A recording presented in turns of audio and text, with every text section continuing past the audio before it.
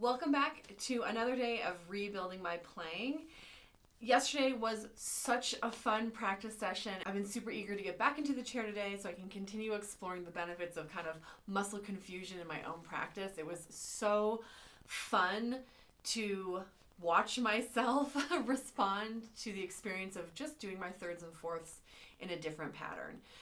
It was also really fun to see the Kovar. Again, if you are not already in possession of the Simon Kovar, it is such a fun and efficient way to practice.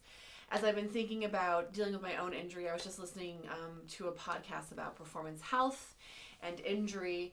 And one of the things that they were discussing was the concept of efficient practicing. I think sometimes when we are young in this career, we kind of feel like, hours of practice equals mastery. And that's really not true. It really doesn't matter how long you practice. It really matters how well you practice.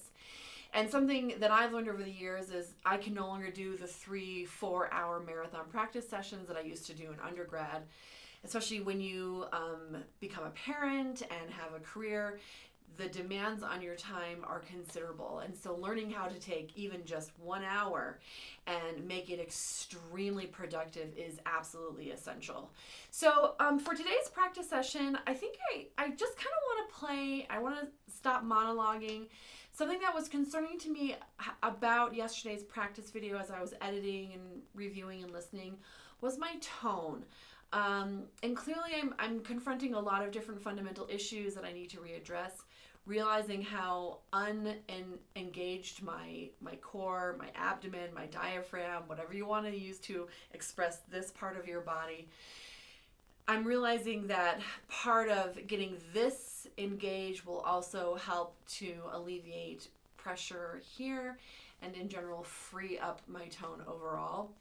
So today I think I'm going to just kind of play. I'm feeling in general a lot better about fundamental things like just getting my fingers moving and making transitions, that I don't think I need to narrate the challenges of uncoordinated fingers. That feels like now the least of my issues while I address kind of really internally what's happening up here, cardiorespiratory. So as I've talked about before, the expansion through my ribs to allow my lungs to take in air and then push that air out in a steady, constant stream.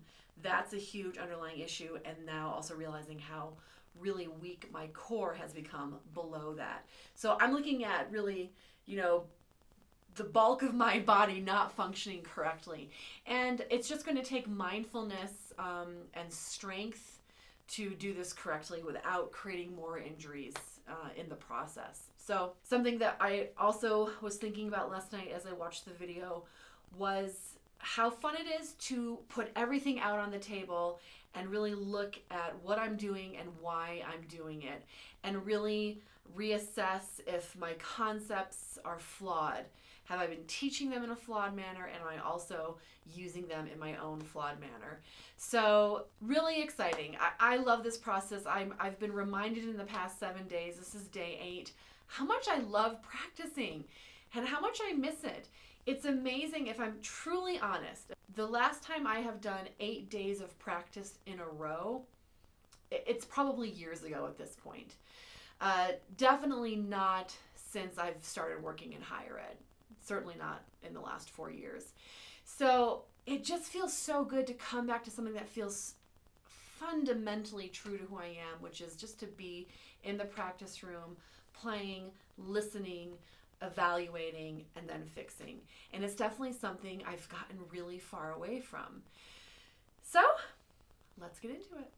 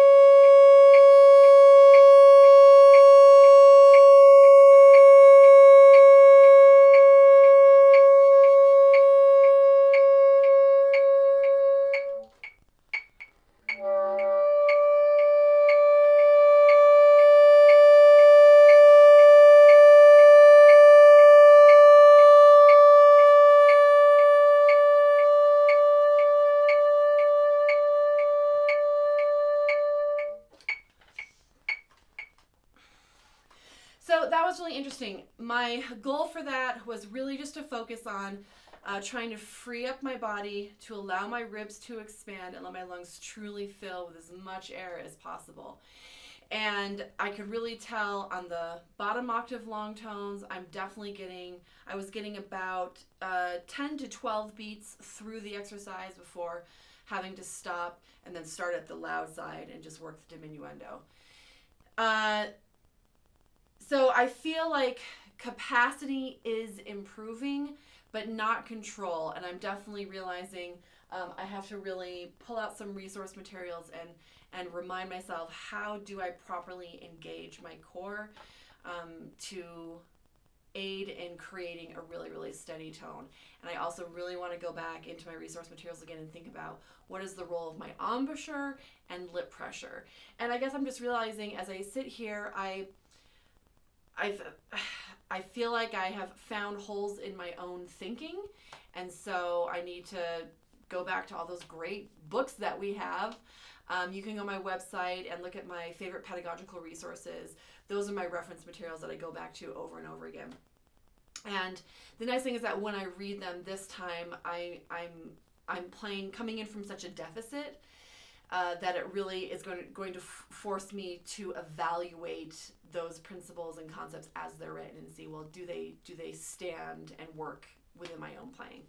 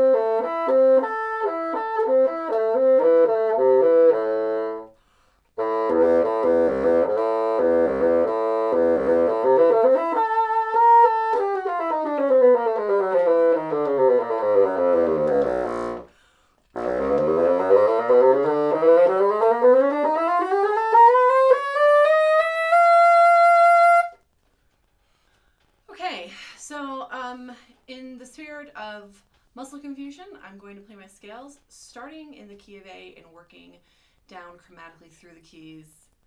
But also I'm going to start at the top of the scale, go down, and then ascend. So I'm sure this will be very enlightening.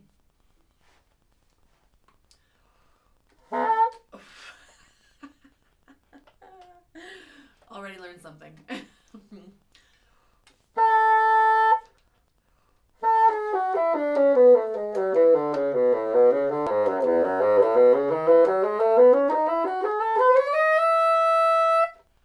Boy, it's interesting. I really cannot articulate a high F or a high E. I always play up into them. I never start on them, and I really can't articulate them at all. It's interesting. I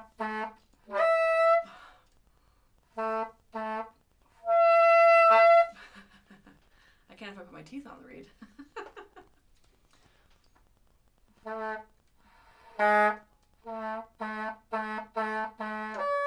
Very interesting.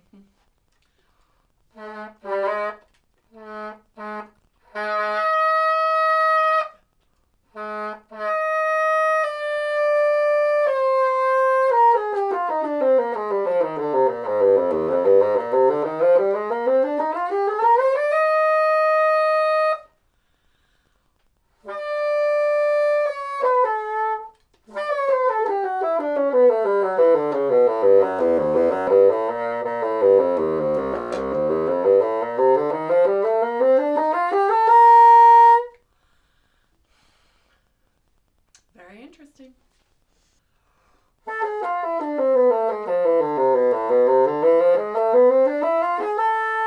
Ooh, fun to do harmonic starting on the top.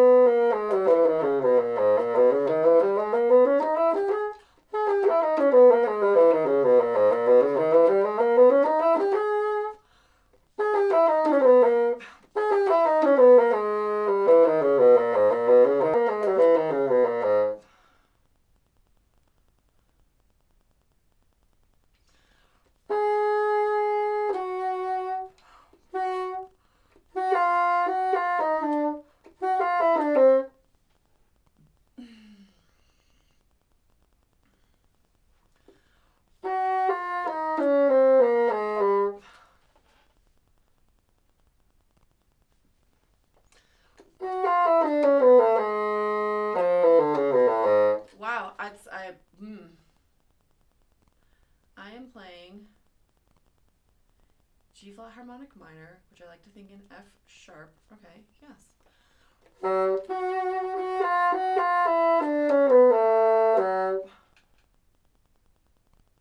am I doing?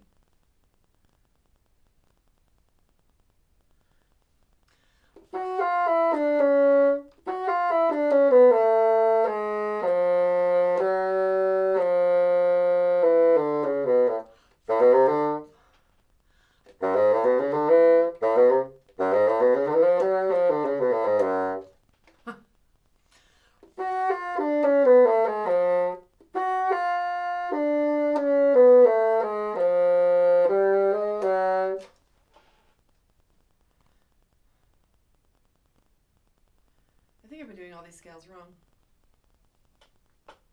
The harmonic minor.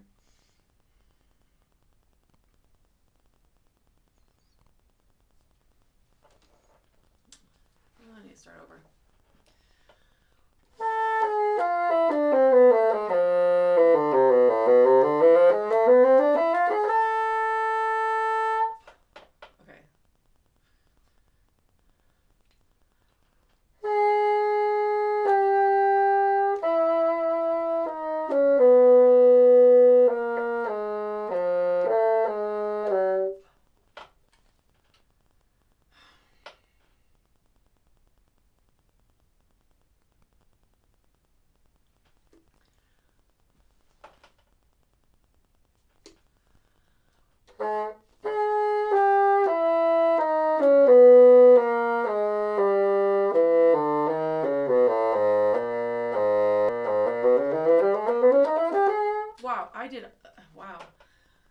gosh.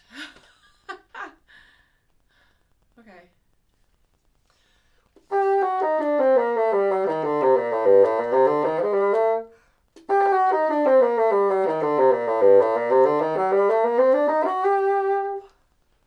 It's amazing how my ears didn't even hear that it was wrong, because I'm so conditioned to hear and play the scales in a certain direction that the fact that I was harmonically just completely wrong in building the scale, I didn't even catch it. Interesting.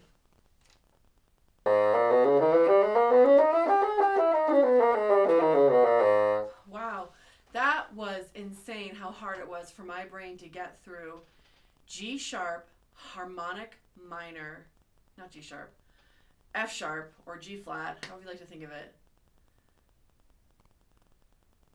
Harmonic minor, that was impossibly hard for me.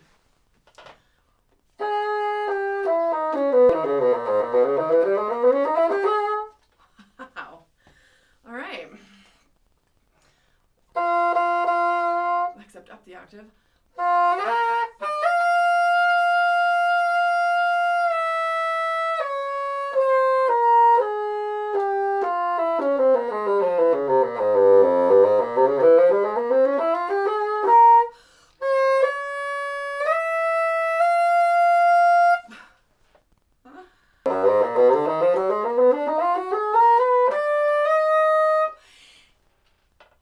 What I'm realizing is that I actually don't know my fingerings up.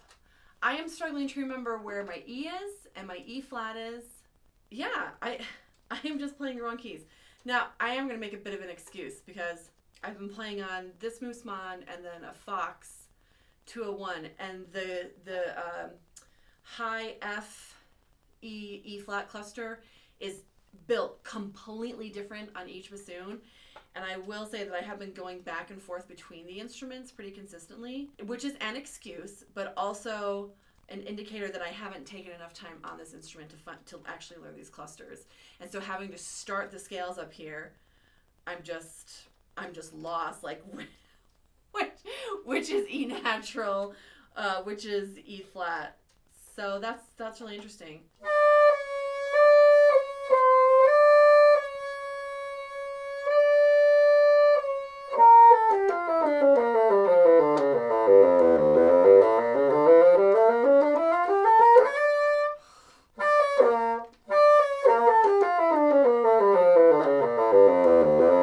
Wow, so uneven.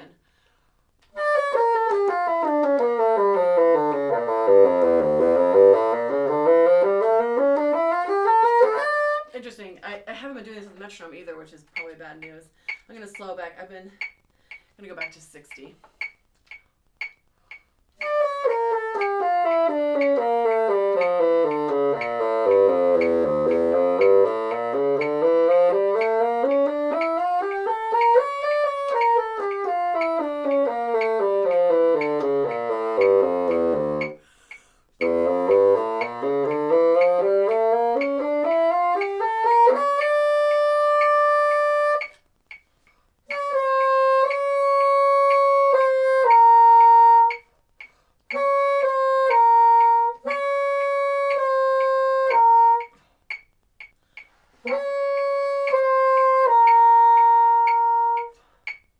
What am I doing?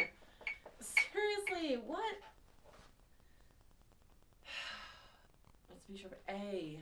What are you thinking?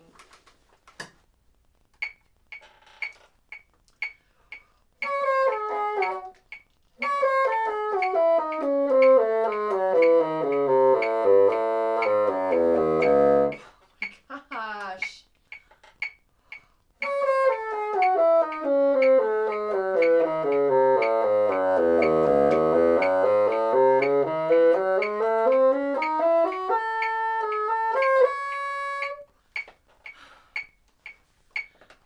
Honestly, that's just nigh into embarrassing that I can't think through a harmonic minor scale starting with a descent as opposed to an ascent.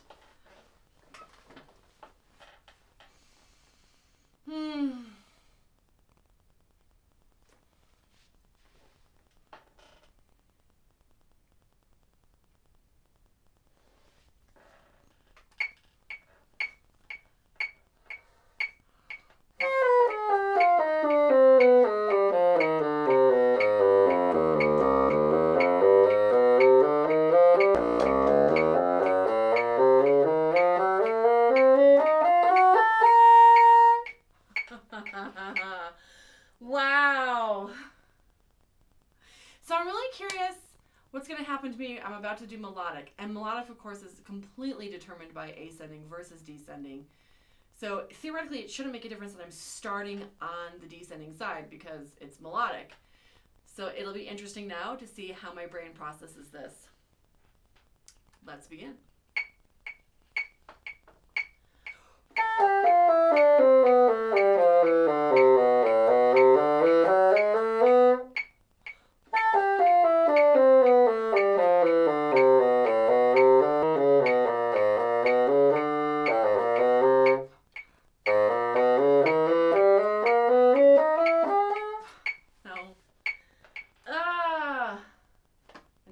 Ringing.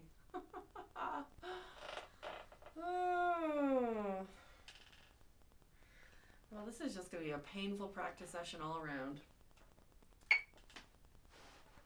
It's funny how yesterday the realizations of muscle confusion were exhilarating, but today it feels demoralizing.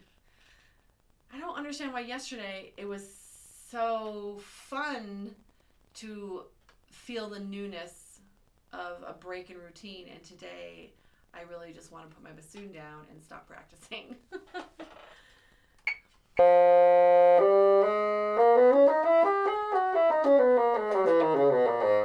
Boy, it's just a melodic minor scale, and once I start looping it, my brain catches up. But to start on the descending side of it, it's like my brain is doing something it's never done before.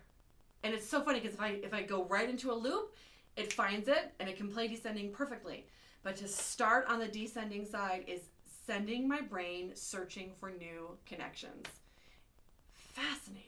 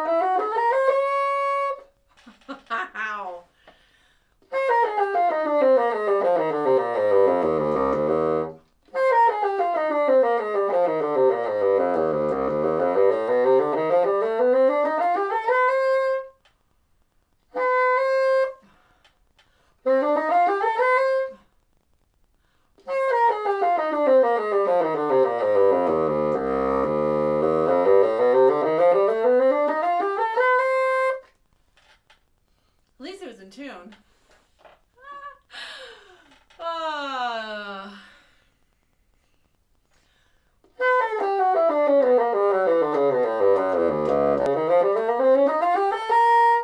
Wow, my friends, that was horrible. I mean, I feel like my brain finally made the connections, but I can't believe I had to work that hard to think through playing melodic minor scales by starting in a descending pattern. So what do you do in a practice session like this? I'm not sure how long I've been playing. I didn't even look. What do you do? Because totally normal and natural right now, I just want to walk out of the studio and do literally anything else than look at this bassoon. But there's so many other things I want to / need to get to. I really want to do those thirds and fourths again backwards. I don't know if I feel like I may not have the mental strength though to endure confronting all the flaws in my foundation. I feel like I have to negotiate with myself right now. Like, well, what if you do the thirds? I'm going to stand up for a few minutes.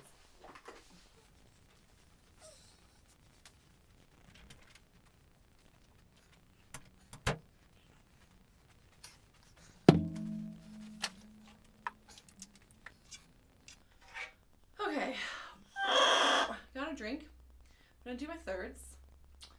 I'm going to start on A and work down, but I'm not going to do my thirds starting ascending. I think I'm too delicate right now.